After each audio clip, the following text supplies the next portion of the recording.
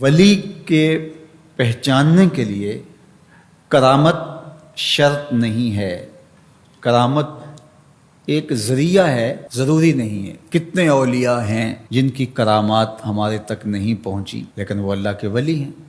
سب سے بڑے ولی اس امت کے صحابہ تھے، ان میں سے کتنے کی کرامات ہمارے پاس پہنچی ہیں لیکن ہم انہیں اللہ کا ولی مانتے ہیں۔ تو یہ کوئی شرط نہیں ہے، شرط ایمان اور تقوی ہے، اور باقی احادیث میں مختلف ان کی علامتیں بتائی گئی ہیں۔ الذین اذا رأوا ذکر اللہ، ایمان اور تقوی سے متصف بندگان خدا کی ایک علامت یہ ہے جب تم ان کی صحبت میں بیٹھو تمہیں خدا یاد آ جائے، اللہ کی یاد آنے لگے۔ تو کرامت معیار ولایت نہیں ہے اور شرط ولایت بھی نہیں ہے۔ تھوک کے حساب سے مارکیٹ میں بہت سارے لوگوں کی جعلی کرامات موجود ہیں، تو اولیاء کے لیے ہم عقیدت اور محبت کے جذبات رکھتے ہیں تو پھر مارکیٹ میں 2 نمبر بھی اس کا آئے گا۔ اور ہمیں پتہ ہے غذائی اجناس سے لے کر کے ادویات تک اور دیگر ضروریات زندگی تک کہ اصل کیا ہے اور نقل کیا ہے، تو ہمیں اس میں بھی غور و فکر کرنا چاہیے کہ اصل کیا ہے اور نقل کیا ہے، نہ یہ کہ ہم چند بدطینت لوگوں کی وجہ سے حقیقت کا انکار کر دیں۔ تو آج بھی کچھ لوگ ہیں جو کہتے ہیں جی چھوڑو، ہم نہیں مانتے کرامتوں شرامتوں کو، اس طرح کے لفظ بولتے ہیں، جبکہ کرامت کا من حیث الکرامت انکار کفر ہے۔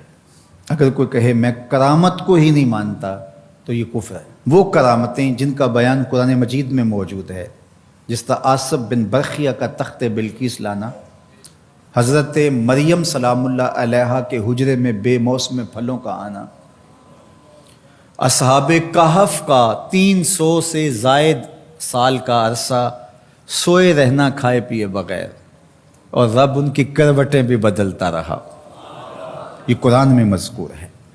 تو اس کا انکار بھی کفر ہے، قرآن کا انکار لازم آتا ہے۔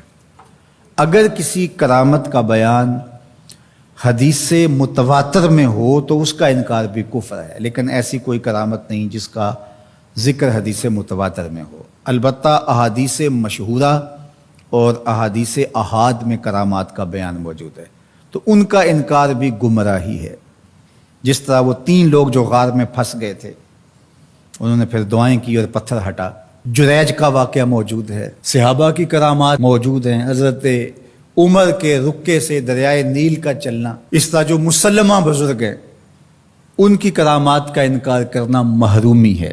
لیکن یہ بات بھی ذہن میں رکھے کہ کرامت اللہ کی طرف سے بندے کو دی جانے والی ایک عزت ہے، لیکن ولی کی زندگی کا مقصود رضائے الہی کی طلب ہے، کرامتوں کی طلب نہیں۔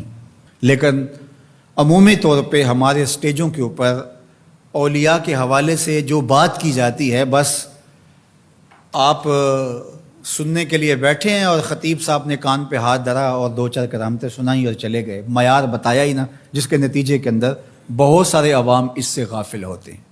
میں اللہ کا شکر ادا کرتا ہوں کہ ہم نے ہمیشہ اس بات کا التزام کیا ہے کہ لوگوں کے سامنے پوری تصویر رکھیں، کیونکہ مجھے اس بات کا احساس ہے کہ آپ لوگ کتنی محنت کر کے کہاں کہاں سے چل کے آتے ہیں۔ پورے پاکستان میں بلکہ پوری دنیا میں ہم جہاں گئے ہیں، ہمارے سامنے جو لوگ آ کے بیٹھتے ہیں زیادہ تر طبقہ باشعور لوگوں کا ہوتا ہے، تو پھر ہماری ذمہ داریاں اور زیادہ بڑھ جاتی ہیں کہ ہم جو ہے وہ ان کے سامنے وہ بات کریں جو بات کرنی چاہیے۔ اس منبر سے آپ کو وہ چیز نہیں ملے گی جو عوام کی ڈیمانڈ ہوگی، وہ چیز ملے گی جو عوام کی حقیقی ضرورت ہوگی۔ اس پر میں بھی اللہ کا شکر ادا کرتا ہوں، اس پر آپ کو بھی اللہ کا شکر ادا کرنا چاہیے، اور نہ یہ کہ کچھ 2 نمبر لوگوں کے رد عمل میں ہم حقیقت کا انکار کر دیں جس طرح معتزلہ کر رہے ہیں، اور ایک طبقہ وہ ہے جو رتب و یابس کو قبول کر رہا ہے، اور آپ نے ایسے شخص، ایسے لوگ کہ جو اچھے انسان بھی نہیں ہیں، لوگوں کو دیکھا ہے کہ ان کو ولی مان رہے ہیں اور ان سے اپنی حاجتیں طلب کر رہے ہیں، ان کو ہادی مان رہے ہیں، مرشد مان رہے ہیں۔ وہ شخص جو خود آشنا بھی نہیں ہے وہ تمہیں منزل آشنا کیسے کرے گا؟ میں کتنے لوگوں کو جانتا ہوں جن کو فہم دین ہی میسر نہیں ہے. یہ میں ان لوگوں کی بات نہیں کر رہا جو منہ دراز ہیں اور بالکل ننگ دھڑنگ ہیں، ان کی بات نہیں کر رہا. جو بظاہر حلیے میں بھی ہیں ان کا فہم دین ہی ناقص ہے. کتنے ایسے علماء کو جانتا ہوں ان کی توحید کا تصور ناقص ہے. تو یہ بدبختی ہوتی ہے. اب وہ کیا کسی کی رہنمائی کریں گے؟ جو خود ڈوب رہا ہے وہ کسی کا ہاتھ کیسے پکڑے گا؟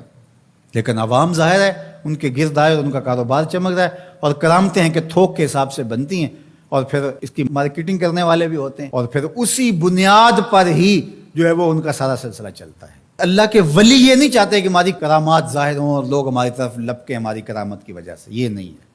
الکرامات حیض الرجال، جس طرح عورتیں ایام مخصوصہ کو چھپاتی ہیں، اللہ کے ولی بھی چھپاتے ہیں. وہ نہیں چاہتے کہ ہم اس حوالے سے جو ہے وہ پہچانے جائیں.